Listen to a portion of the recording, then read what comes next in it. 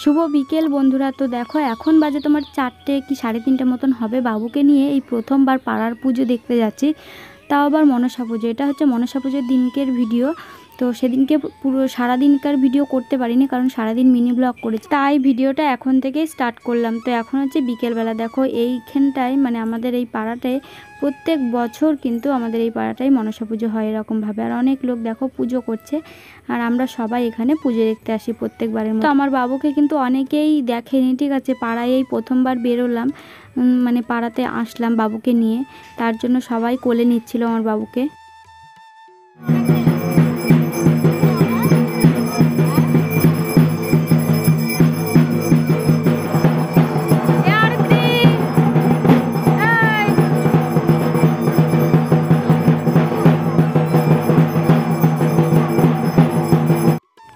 এদিকে এখন অরিত্রীর ঠাকুমা বাবুকে কোলে নিয়েছে, আর আমি অরিত্রীকে কোলে নিয়েছি। অরিত্রীর মন খারাপ হয়েছে, কারণ অরিত্রী এখানে এসেও ফোন দেখতে চাইছে।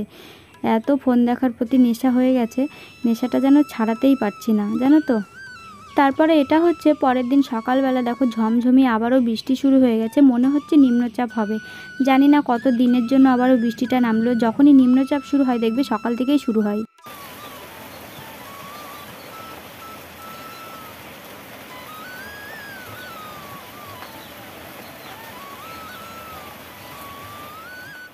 ওদিকে বাইরের জানলা দিয়ে দেখছি বৃষ্টি হচ্ছে, তো জানলার কাছে বসে আছি মশারির এপারে এসে। আর প্রচণ্ড মশা, মশারির এপারে যেহেতু চলে এসেছি, এত পরিমাণে মশা কি বলবো। আর এখন মশাইতে একদমই খাওয়া যাবে না, কারণ মশাই খেলে ডেঙ্গুর উৎপাত হচ্ছে খুব আমাদের এই দিকটাতে। কারণ সবারই জ্বর আসছে শুনছি, আর এখনকার বর্ষাকালের জ্বর মানে ডেঙ্গুর উৎপাত, তো খুবই ভয় করে। তো কি করব, এই যে বসে আছে। আর বাবুকে আমার কাকা শ্বশুর নিয়ে গেছে। ওই যে বাইরে দেখো অরিত্রী, আমার বাবু, কাকা শ্বশুর সব বসে আছে। তো বাইরে কিন্তু বৃষ্টি হচ্ছে, তো ওখানে একটু হালকা হালকা মানে হাওয়া আছে, তো ওখানটায় বসে আছে ওরা। তো এখন উঠবো, উঠে কাজকর্মগুলো সেরে নেব। তো দেখো কি পরিমাণ বৃষ্টি নেমেছে। আর সবসময় বৃষ্টি হলে কিন্তু ভালো লাগে না, সে অল্প কিছু টাইম বৃষ্টি হতেই পারে, বা রাতে হলো সারাদিন পরিষ্কার, তাহলে কিন্তু দিনটা একটু ঠান্ডা থাকে।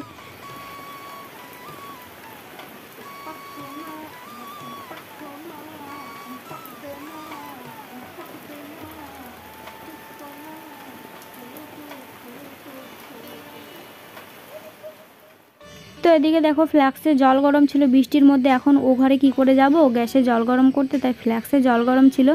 মেয়ে বলছে কমপ্লেন খাবো, মেয়ের তো খিদে লেগে গেছে, এখন অনেকটাই বেলা হয়ে গেছে। যেদিন দেখবে বৃষ্টি হয় সেদিন দেখবে উঠতে একটু লেটই হয়ে যায়।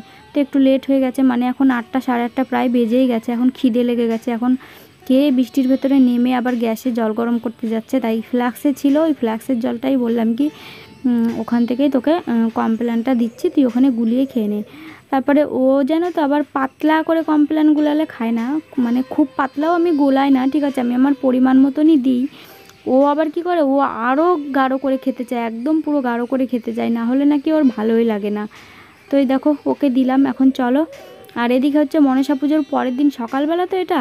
তো দেখো আমাদের বাড়িতে জেঠিমাদের বাড়িতে মনসা পুজো হয়েছিল। আমাদের পাড়ায় প্রত্যেকটা বউই এই রকম মনসা পুজোর দিন সকালবেলায় এখন এই যে বৃষ্টিতে ভিজতে ভিজতে মনসা ঠাকুর ভাসাতে যাচ্ছে পুকুরে। আমি যদি যেতে পারতাম তোমাদের সাথে অবশ্যই পুকুরটাও শেয়ার করতে পারতাম, যেহেতু বাবু ছোট তাই আর যেতে পারলাম না, শেয়ারও করতে পারলাম না। বাবু অনেকক্ষণ হয়ে গেলেও উঠে গেছে, তো বাবুর এখন খিদে লেগে গেছে, তাই আমি দুধ গুলাচ্ছি দেখো। তো আমার একটা পরিমাণ হয়ে গেছে যে এইটুকু জলে এইটুকু দুধ দিতে হবে, তো আমি সেইভাবেই কিন্তু দুধ গুলাই। মুখ লুকাচ্ছে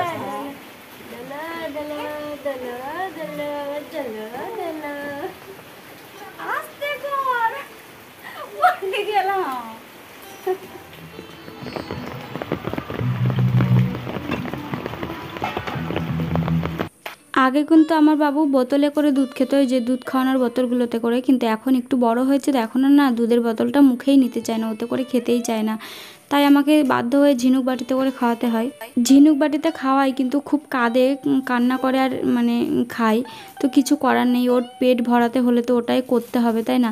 তো আমি ওটাই করি। তা আমার না সত্যি তোমরা অনেকে কমেন্ট করো যে দিদিভাই তোমার অনেক ধৈর্য, সত্যিই আমার অনেক ধৈর্য। আমি একদম অল্প বয়স থেকে আমি অনেক কিছু শিখে গেছি, জানো তো। অরিত্রী যখন ছোট ছিল, যখন হয়েছিল অরিত্রীকেও কিন্তু আমি ঝিনুক বাটিতে করেই খাওয়াতাম। তখন আমার বয়সটা কিন্তু বেশি ছিল না। আমার শাশুড়ি মা কিন্তু আছে, উনি কিন্তু আমার থেকে অনেক বড় বয়সে, কিন্তু আমার শাশুড়ি মাও এখনও পারে না ঝিনুক বাটিতে করে দুধ খাওয়াতে, মানে কিন্তু আমার সেই ট্যালেন্টটা আছে। তো দেখো গিয়েছিলাম মুখ ধুতে, মানে ব্রাশ করতে, বাসনপত্রগুলো মেজে নিলাম। ওখানে ভিজে ভিজে তো আর কলপারে মাজা যাবে না, তাই বাসনপত্রগুলো মেজে আসলাম, মুখ টুক ধুয়ে আসলাম বাথরুম থেকে। আর এদিকে দেখো এক বালতি বৃষ্টির জল আমি তুলে নিলাম।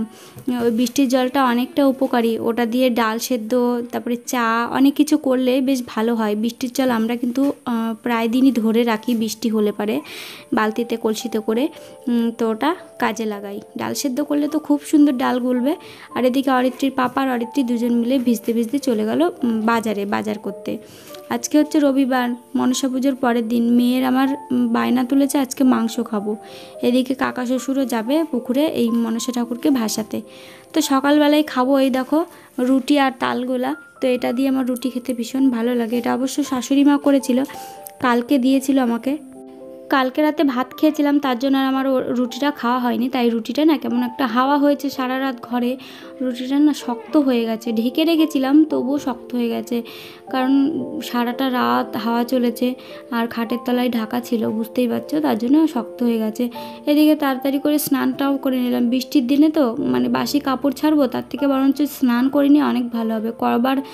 কতবার জামা পাল্টাবো বলো তো, তার জন্য এই যে স্নান করে আসলাম। স্নান করে যে বাবুর কাঁথা ন্যাকড়া কয়েকটা ছিল, যেহেতু রাত থেকে বৃষ্টি হচ্ছে তাহলে প্যাম্পাস পরিয়েই ওকে বেশিরভাগই রাখা হয়। আর সারাদিন যদি বৃষ্টি হয় সারাদিনই, মানে সারাদিন না, মানে যখন ঘুমায় দিনের বেলায় তখন কিন্তু বৃষ্টির দিনে প্যাম্পাস পরিয়েই ওকে রাখি। তাহলে ও কী বলো তো, ওর ঘুমটা ভালো হয়। আর বারবার হিসু করে দিলে তখন কিন্তু ঘুমটা ভালো হতে চায় না। অনেক দিন হয়ে গেল আমি শিলপাটা দিয়ে মানে বাটা ঘষা কিছু করিনি। শিলপাটাটা অনেক দিন হলো পড়ে থেকে থেকে কেমন যেন একটা হয়ে গেছে, নোংরা নোংরা হয়ে গেছে, উই লেগে গেছে শিলপাটাতে। তাই আমি এরকম কলপারে নিয়ে এসে ভালো করে মোটরের জল চালিয়ে ভালো করে ঘষে ঘষে ধুয়ে নিচ্ছি। আজকে তো মাংস রান্না করবো, আজকে তো আমাকে বাটা ঘষা করতেই হবে, তাই না? তার জন্য শিলপাটাটা ধুয়ে নিচ্ছি আমি। আর এদিকে ছিটেফোঁটা বৃষ্টিও হচ্ছে। চলো এখন মাংসটা গিয়ে ভালো করে মশলা টশলা বেটে ঘষে রান্না করে ফেলি। তোমরা কিন্তু ভিডিওটা শেষ পর্যন্ত দেখতে থাকো।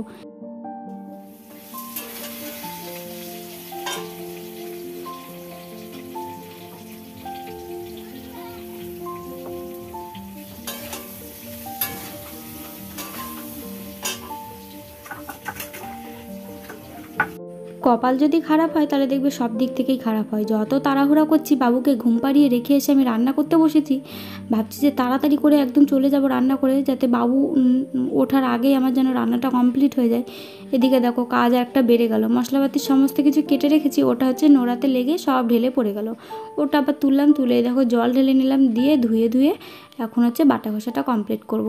তো চলো, অনেক দিন পর শিলপাটায় বাটছি। জানি না আজকে পেটে ব্যথা ট্যাথা হবে কি না, কারণ সিজারের পর তো বাটা ঘষা প্রায় 3 মাস করা যায় না।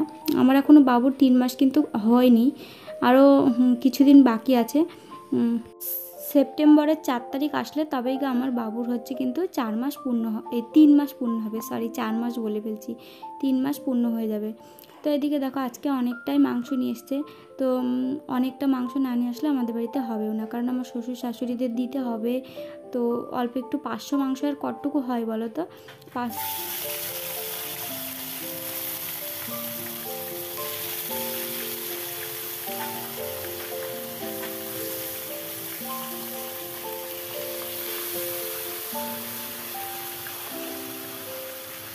500 মাংস আনলে কিন্তু আমাদের হতেই চায় না, কারণ আমরা দুবার খাবো, তারপরে শ্বশুর শাশুড়ি মাদের দেবো, তারপরে আবার অরিত্রি তো বুঝতেই পারছো, ছোট বাচ্চারা কিন্তু মাংস খেতে খুবই ভালোবাসে।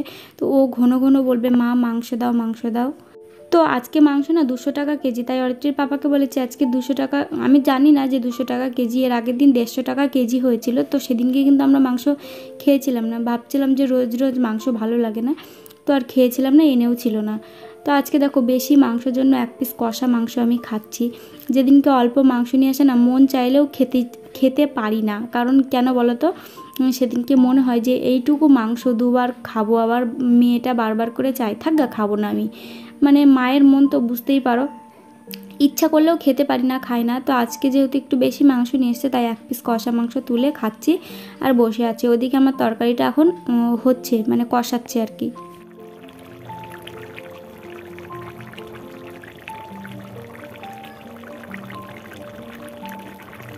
তো আমার তরকারি রান্না হয়ে গেছে। প্রত্যেকবার ভাবি একটু কষা কষা করে রান্না করবো। অরিত্রীর পাপা আবার কষা মাংস খুব একটা পছন্দ করে না, এমনি খেতে পছন্দ করে, ভাত দিয়ে খেতে পছন্দ করে না। বলে কি যে কষা মাংস দিয়ে ভাত খাওয়া যায় নাকি একটু ঝোল না হলে।